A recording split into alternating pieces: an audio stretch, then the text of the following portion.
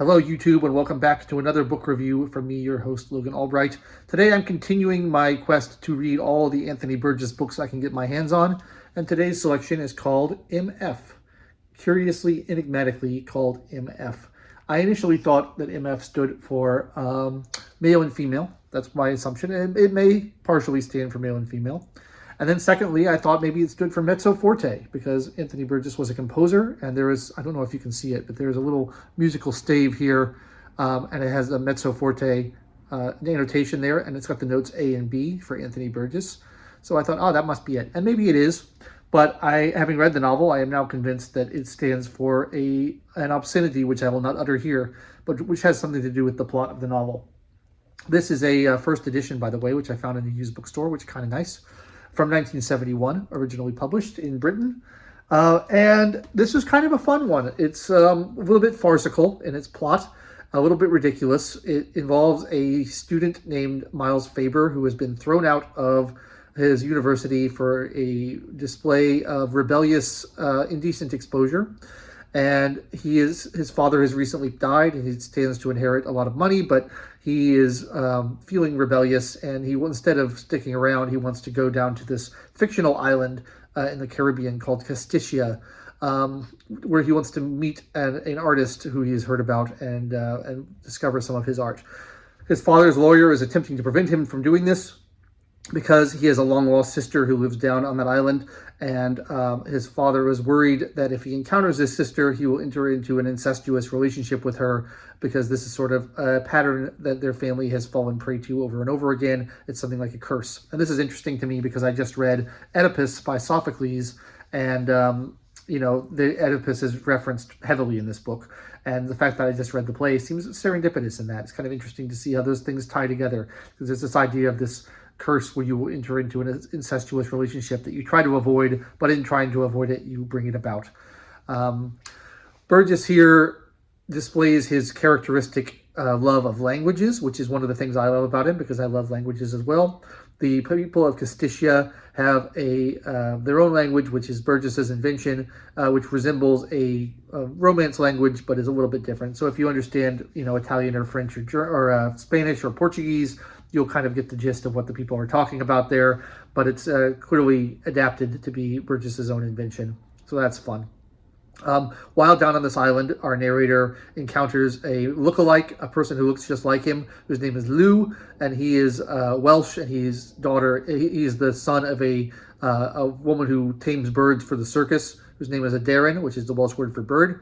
And she's called Aderin the Bird Queen. So there's all this kind of zany stuff. There's Aderin the Bird Queen. There's a lookalike. There's this long lost sister. There's a circus. There's all this crazy stuff going on, and it's a little bit topsy turvy.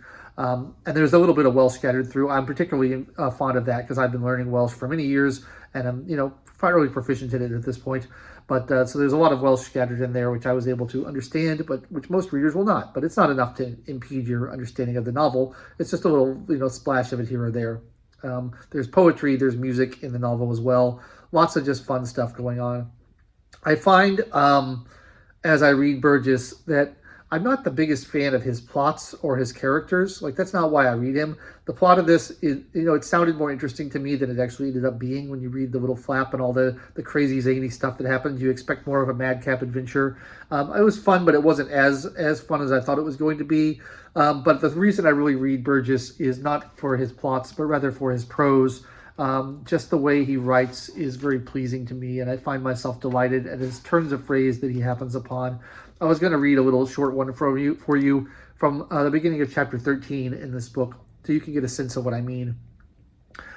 I was reading the fourth canto of an epic poem, rather in the style of Blake's prophetic books, full of gauzy giants quick to change to and from moods and coffee pots.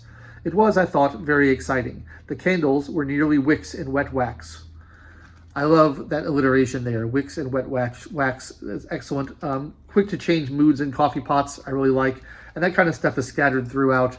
And I just love his prose. And although I don't find his plots that interesting, and I don't find his characters that interesting, just his love of language, his love of the written word is something that gives me a lot of pleasure. And there's enough humor in this book that I found myself chuckling at it a few times and enjoyed it.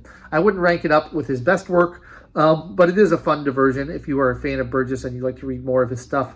beyond his, famous work like A Clockwork Orange, his more well-known stuff. And you see this one, it's certainly worth picking up. I'm not sure how available it is anymore in terms of whether it's in print or not, because I found it in a used bookstore, and a lot of his books seem to be only available in Britain.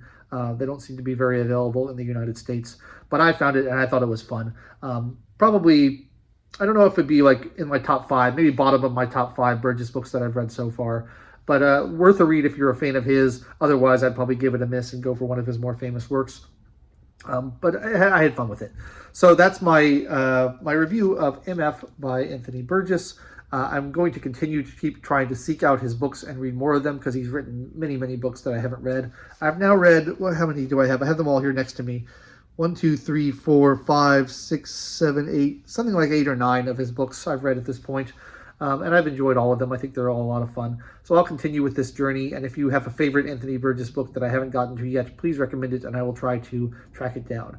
If you enjoyed the review, like the video, subscribe to the channel, click the bell for notifications, leave me comments down below, which I always read, and check back next week. Actually, don't check back next week, because next week in the United States, it's the holiday of Thanksgiving, and I will be traveling and visiting my family, and in all probability, I will not upload a book review. I may upload something else, so stick around. There might be a little surprise next week. We'll see. But it won't be a book review because I have other things to do.